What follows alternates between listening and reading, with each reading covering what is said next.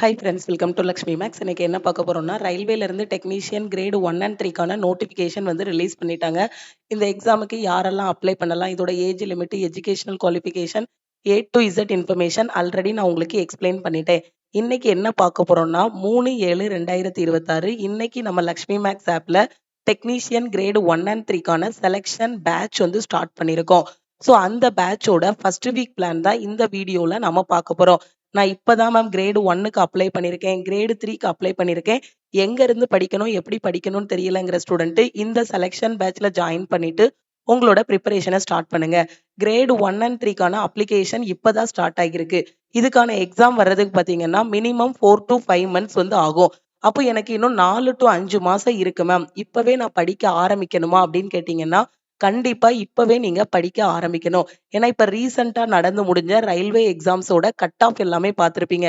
Section கண்ட்ரோலரோடது, NTPC கிராஜுவேட்டோட result, அதுக்கப்புறம் இப்ப கடைசியா வந்த குரூப் டியோட ரிசல்ட் எல்லாத்துலயுமே கட் ஆஃப் வந்து பாருங்க ஹை கட் ஆஃபா தான் உங்களுக்கு வந்து கொடுத்துருக்காங்க.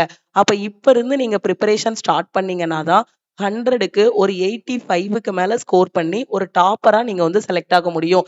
இப்ப கிட்டத்தட்ட கட் ஆஃப்பும் பாத்தீங்கன்னா 80க்கு மேல எல்லாத்துலயுமே கட் ஆஃப் வந்து கொண்டு வந்துட்டாங்க. 75க்கு மேலேயே கொண்டு வந்துட்டாங்க. ஸோ உங்களோட டார்கெட்ட வந்து நீங்க வந்து ஹையா வைங்க. ஓகேவா? ஸோ இப்ப இருந்து நீங்க ப்ரிப்பேர் பண்ணீங்கன்னா தான் ஒரு 3 மாசத்துல சிலபஸ் வந்து கம்ப்ளீட் பண்ண முடியும். அடுத்து இருக்கக்கூடிய ஒரு 1 1/2 மாசத்துல வந்து ஃபுல் அண்ட் ஃபுல் டெஸ்ட் எடுத்து அந்த டெஸ்ட்ட வந்து அனலைஸ் பண்ண முடியும். ஃபர்ஸ்ட் வந்து நீங்க சிலபஸ் கம்ப்ளீட் பண்ணணும். 2வது வந்து ப்ரீவியஸ் இயர் கொஸ்டின்ஸ் எல்லாமே பிராக்டிஸ் பண்ணணும். 3வது பார்த்தீங்கன்னா மார்க் டெஸ்ட் எடுக்கணும். அந்த மார்க் டெஸ்ட்ட வந்து ஃபுல் டெஸ்ட் எடுக்கணும். அதுக்கப்புறம் ஃபுல் டெஸ்ட்ட தரோவா அனலைஸ் பண்ணணும். ஏதாவது ஒரு சாப்டர்ல மட்டும் மார்க் மிஸ் ஆகுதுன்னா, அதுக்கு மட்டும் சாப்டர் டெஸ்ட், செக்ஷனல் டெஸ்ட் வந்து நீங்க எடுத்து பிராக்டிஸ் பண்ணணும். கிரேடு 1ஓட எக்ஸாம் பேட்டர்ன் ஏற்கனவே நான் உங்களுக்கு வந்து எக்ஸ்பிளைன் பண்ணிட்டேன். இருந்தாலும் இன்னொரு டைம் வந்து எக்ஸ்பிளைன் பண்றேன். இந்த கிரேடு 1 எக்ஸாமுக்கு பார்த்தீங்கன்னா, டோட்டலா 100 கொஸ்டின் வந்து கேட்பாங்க. ரீசனிங்ல வந்து 15 கொஸ்டின், பேசிக் கம்ப்யூட்டர்ஸ்ல இருந்து பார்த்தீங்கன்னா 25 கொஸ்டின், 20 கொஸ்டின், மேத்ஸ்ல 20 கொஸ்டின், பேசிக் சயின்ஸ் அண்ட் இன்ஜினியரிங்ல பார்த்தீங்கன்னா 35 கொஸ்டின் வந்து கேட்பாங்க. டோட்டலா வந்து உங்களுக்கு 100 கொஸ்டின், 100 மார்க், நெகட்டிவ் மார்க் வந்து 1/3. ஸோ இப்போ இதுல நீங்க என்னென்ன சப்ஜெக்ட்லாம் படிக்கணும் அப்படின்னா, ரீசனிங்கு, மேத்ஸ், பேசிக் கம்ப்யூட்டர்ஸ், அதாவது computer and it's applications, network, shortcut keys இந்த மாதிரி படிக்கணும். அதுக்கப்புறம் பாத்தீங்கன்னா சயின்ஸ் அண்ட் பேசிக் இன்ஜினியரிங் வந்து நீங்க படிக்கணும். ஜென்ரல் அவேர்னஸ் பொறுத்த வரைக்கும் உங்களுக்கு 10 மார்க்குக்கு தான் கொஸ்டின்ஸ் வந்து கேக்குறாங்க. அதனால ஃபர்ஸ்ட் நீங்க என்ன பண்ணுங்கன்னா ஜென்ரல் அவேர்னஸ்க்கு வந்து கரண்ட் அஃபேரை வந்து ஃபோக்கஸ் பண்ணுங்க. மேத்ஸ் பொறுத்த வரைக்கும் இதுதான் syllabus. Number system, rational irrational number, BODMAS rule வச்சு சிம்பிளிஃபிகேஷன் கொஸ்டின் சால்வ் பண்றது, குவாட்ரட்டிக் ஈக்குவேஷன், ஏபி கூட்டுத்தொடர், arithmetic progression, similar triangle, Pythagoras theorem, coordinate geometry, trigonometrical ratios, அதுக்கப்புறம் height and distance, surface area and volume, இது எல்லாமே எங்க வந்துரும் அப்படின்னு பாத்தீங்கன்னா மென்சுரேஷன்ல உங்களுக்கு வந்து வந்துரும். அதுக்கப்புறம் செட்ஸ், அதுக்கப்புறம் ப்ராப்பர்ட்டிஸ் ஆஃப் காம்ப்ளிமெண்ட், ஸ்டாட்டிஸ்டிக்ஸ்ல பாத்தீங்கன்னா mean, range, deviation, variation, variance, standard deviation, இது எல்லாமே கண்டுபிடிக்கிற மாதிரி இருக்கும். ஓகேவா? அதுக்கப்புறம் ப்ராபபிலிட்டி. ஓகே, இது வந்து மேக்ஸோட சிலபஸ். நீங்க மத்த technician grade 3, RRB, group D, அதுக்கப்புறம் பாத்தீங்கன்னா என்டிபிசி இதோட சிலபஸ் எல்லாம் எடுத்து பார்க்கும்போது பாத்தீங்கன்னா டெக்னீஷியன் கிரேடு 1ஓட சிலபஸ் வந்து உங்களுக்கு டிஃபரெண்டா இருக்கும். ஓகே, மத்த மேக்ஸ் சிலபஸ் மாதிரி இருக்காது. மத்த இதுல என்னெல்லாம் வரும்னா இந்த BODMAS, profit and loss, ratio and proportion இந்த மாதிரி வரும். இதுல அந்த டாபிக்ஸ் எதுவுமே இருக்காது. பெரும்பாலும் இதுல பொறுத்த வரைக்கும் பாத்தீங்கன்னா உங்களுக்கு அட்வான்ஸ் மேக்ஸ்ல இருந்து அதிகமான கொஸ்டின்ஸ் வந்து வரும். அட்வான்ஸ் மேக்ஸ்ங்கும் போது பாத்தீங்கன்னா இந்த geometry, statistics, height and distance, trigonometry இதுல இருந்தா உங்களுக்கு என்ன வரும் அப்படின்னு பாத்தீங்கன்னா கொஸ்டின்ஸ் வந்து வரும். ஓகேவா? அதனால கரெக்டா பார்த்து படிங்க. கிரேடு 1ஓட மேக்ஸ் சிலபஸ் வந்து வேற. ஓகே, கிரேடு 3ஓட சிலபஸ் வேற. மத்த என்டிபிசி, குரூப் டி, கிரேடு 3 இதோட சிலபஸ் எல்லாமே பாத்தீங்கன்னா சேமா தான் இருக்கும். கிரேடு 1ஓட மேக்ஸ் சிலபஸ் மட்டும் உங்களுக்கு டிஃபரெண்டா இருக்கும்.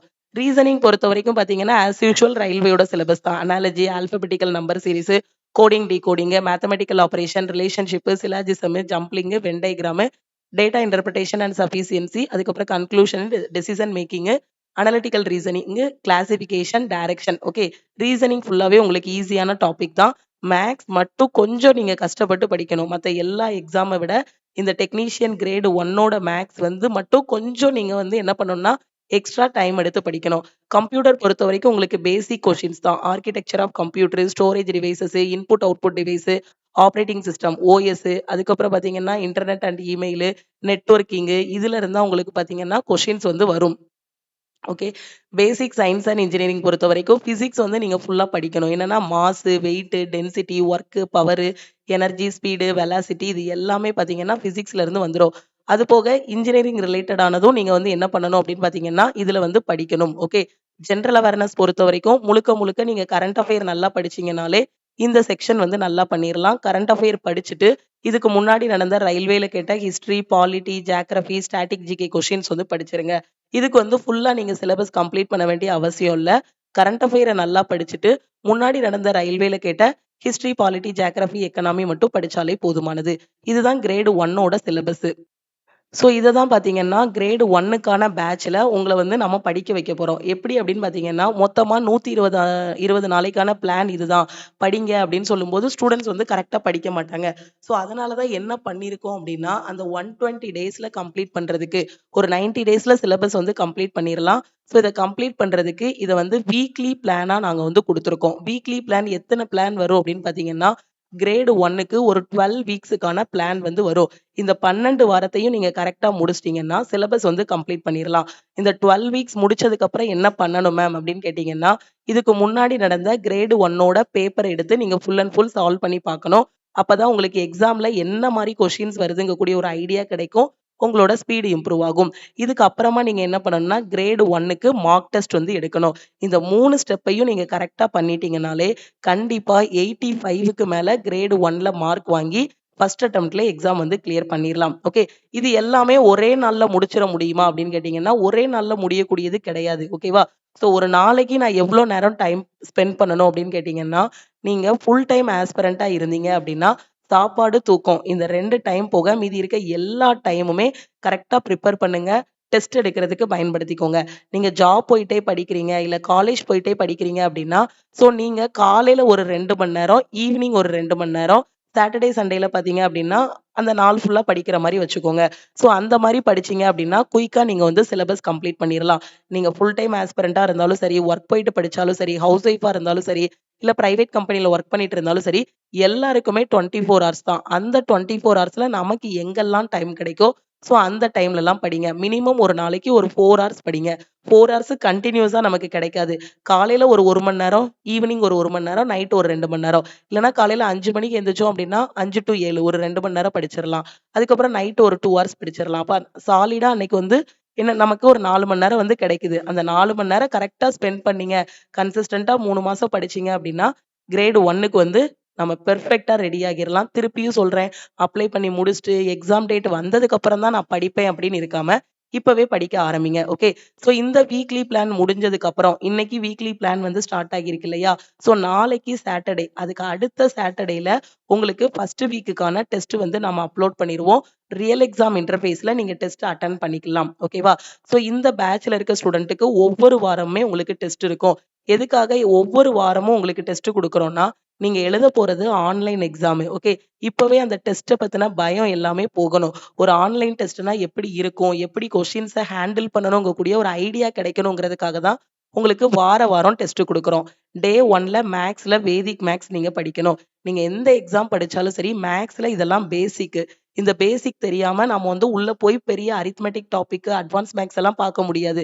ஸோ அதனால ஃபர்ஸ்ட் வேதிக் மேத்ஸ் போனதுக்கப்புறம், அதுல மல்டிப்ளிகேஷனுக்கான ஷார்ட்கட்டு, டிவிஷனுக்கான ஷார்ட்கட்டு, ஸ்கொயர் எடுக்கிறதுக்கான ஷார்ட்கட்டு, கியூப் எடுக்கிறதுக்கான shortcut, square root, cube root இந்த மாரி நெறைய மேத்ஸுக்கான ஷார்ட்கட்ஸ் வந்து சொல்லிக் குடுத்துருப்போம். இந்த ஷார்ட்கட்ஸ் எல்லாமே ஃபர்ஸ்ட் நீங்க படிக்கணும். ஓகேவா? அதுக்கப்புறமா அதே நாள்ல பார்த்தீங்கன்னா, இந்த வேதிக் மேத்ஸ் ஒரு 2 ஹார்ஸ்ல முடிச்சிரலாம். Simplification, BODMAS rule apply பண்ணி எப்படி சால்வ் பண்ணணும்ங்கக்கூடிய கொஸ்டின்ஸ் எல்லாமே பார்க்கணும். டே 2ல பார்த்தீங்கன்னா, அகைன் சிம்ப்ளிஃபிகேஷன் ஃபுல்லா தரோவா நீங்க பார்க்க போறீங்க. டே 3ல ரீசனிங்ல கிளாசிஃபிகேஷன் வந்து பார்க்க போறீங்க. டே 4ல மேத்ஸ்ல பார்த்தீங்கன்னா, நம்பர் சிஸ்டம் டாபிக் வந்து பார்க்கணும். சயின்ஸ்ல பார்த்தீங்கன்னா, ஒர்க் டாபிக் வந்து பார்க்குற மாரி இருக்கும். டே 5ல பார்த்தீங்க அப்படின்னா, சயின்ஸ்ல வந்து பவரும், ரீசனிங்ல கோடிங், டிகோடிங்கும். டே 6ல பார்த்தீங்கன்னா, ரீசனிங்ல கோடிங், டிகோடிங். அதுக்கப்புறம் டே 7ல என்ன மேம் பண்ணணும் அப்படின்னு கேட்டீங்கன்னா, டே 1ல இருந்து 6 வரைக்கும் என்னென்ன டாபிக்ஸ் படிச்சிருக்கீங்களோ, இது எல்லாத்தையும் ஒரு டைம் டே 7ல ரிவிஷன் பண்ணிட்டு, அன்னைக்கு ஈவினிங் அதாவது சாட்டர்டே ஈவினிங் ஒரு டெஸ்ட் வந்து அப்லோட் பண்ணுவோம். அந்த டெஸ்ட் வந்து ஒரு 35 மார்க்குக்கு நீங்க எழுதுற மாரி இருக்கும். ஸோ அந்த ஃபர்ஸ்ட் வீக்குக்கான டெஸ்ட்ட வந்து அட்டெண்ட் பண்ணி முடிக்கணும். ஃபர்ஸ்ட் வீக்கோட டெஸ்ட் அட்டன் பண்ணி முடிச்சதும் அடுத்த வாரம் சண்டே உங்களுக்கு செகண்ட் வீக்கோட பிளான் வந்து கொடுத்துருவோம். அதுக்கப்புறம் செகண்ட் வீக்கோட பிளானை ஃபாலோ பண்ணணும். அதுக்கு அடுத்த வாரத்துல செகண்ட் வீக்கோட டெஸ்ட் வந்து எழுதணும். இப்படியே கரெக்டா வீக்லி பிளானை ஃபாலோ பண்ணிட்டு வந்தீங்கன்னா 100% சிலபஸை கம்ப்ளீட் பண்ணிடலாம். சிலபஸ் கம்ப்ளீட் பண்ணிட்டீங்கன்னா அதுக்கப்புறம் நீங்க எந்த கொஸ்டின்னாலும் எடுத்து ப்ராக்டிஸ் பண்ண ஆரம்பிச்சிடலாம் ரயில்வேயோட கொஸ்டினை. ஓகே. ஸோ ப்ராப்பரா ஃபாலோ பண்ணுங்க. ஸோ டைம் டேபிள் எல்லாமே போட்டு கொடுத்தாச்சு.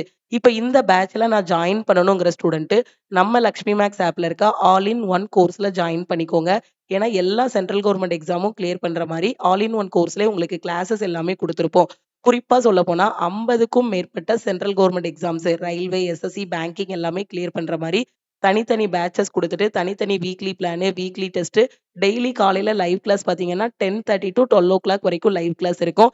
இந்த லைவ் கிளாஸ் இப்ப யாருக்கு ஃபோக்கஸ் பண்ணி கொண்டு போயிட்டு இருக்கோம் அப்படின்னா குரூப் டி எக்ஸாம் ஆகஸ்ட்ல வருது இல்லையா?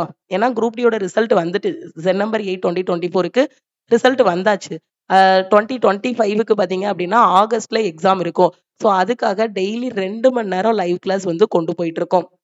மோஸ்ட் எக்ஸ்பெக்டட் கொஸ்டின்ஸ் வந்து இதுல டிஸ்கஸ் பண்ணிட்டு இருக்கோம். குரூப் டிக்கு படிக்கவே இல்லை அப்படிங்கிற ஸ்டூடெண்ட்டும் ஆல் இன் ஒன் கோர்ஸ்ல ஜாயின் பண்ணிட்டு ப்ரிப்பரேஷனை ஸ்டார்ட் பண்ணுங்க. ஓகே. டெக்னீஷியன் கிரேடு 1 and 3யோட நோட்டிஃபிகேஷன் வந்திருக்கிறதுனாலையும் நம்ம நியூ செலெக்ஷன் பேட்ச் ஸ்டார்ட் பண்ணியிருக்கிறதுனாலையும் நம்ம ஆப்ல இருக்க எல்லா கோர்சஸ்க்கும் கடந்த ஒரு வாரமா ஆஃபர் வந்து அனௌன்ஸ் பண்ணியிருக்கோம். ஓகேவா? ஸோ இப்போ நம்ம 28ஆம் தேதிக்கு முன்னாடியே ஆஃபர் வந்து அனௌன்ஸ் பண்ணிட்டோம். ஜூன் 28க்கு முன்னாடியே. இப்போ நியூ பேட்சஸ் எல்லாமே ஸ்டார்ட் பண்ணதுனால எக்ஸ்ட்ரா 1 வீக் வந்து டைம் கொடுத்துருந்தோம். ஸோ இன்னைக்கு நைட்டு 12 o'clock கூட இந்த ஆஃபர் வந்து க்ளோஸ் ஆகுது. ஓகேவா? ஸோ ஸ்டூடெண்ட்ஸுக்காக 1 வீக்கா ஆஃபர் வந்து கொடுத்துருந்தோம். ஆல் இன் ஒன் கோர்ஸ்ல இன்னைக்கு ஜாயின் பண்ற ஸ்டூடெண்ட் 1999 பே பண்ணி ஜாயின் பண்ணிக்கலாம். உங்களுக்கு லைஃப் டைம் வேலிடிட்டி இருக்கும். அதே இது 1 இயர் வேலிடிட்டி அப்படின்னா 1499 பே பண்ணி ஜாயின் பண்ணிக்கோங்க. கரண்ட் அஃபேர்ல வீக்கா இருக்க student CA PDF plus test கோர்ஸ்ல ஜாயின் பண்ணிக்கோங்க. இதோட ஃபீஸ் 799 தான் லைஃப் டைம் வேலிடிட்டிக்கு. அதே மாதிரி 1 இயர் வேலிடிட்டி அப்படின்னா 499 பே பண்ணி ஜாயின் பண்ணிக்கலாம்.